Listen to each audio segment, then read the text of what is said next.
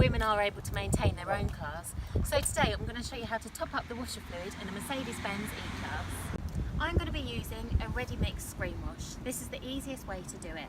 You can buy these in any petrol station, your local supermarket or places like Halfords. First thing you need to do is pop the hood.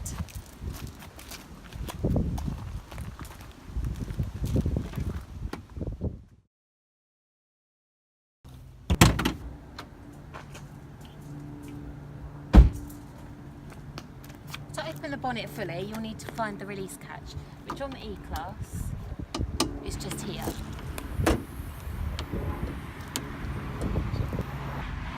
You then need to locate the washer fluid's reservoir. So on the E-Class, it's here, but the easiest way to locate it is you're looking for a blue cap with the washer fluid symbol on it.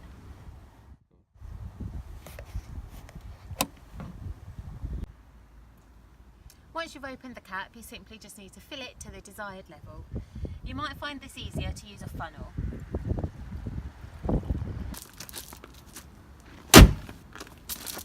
And that's how you top up washer fluid.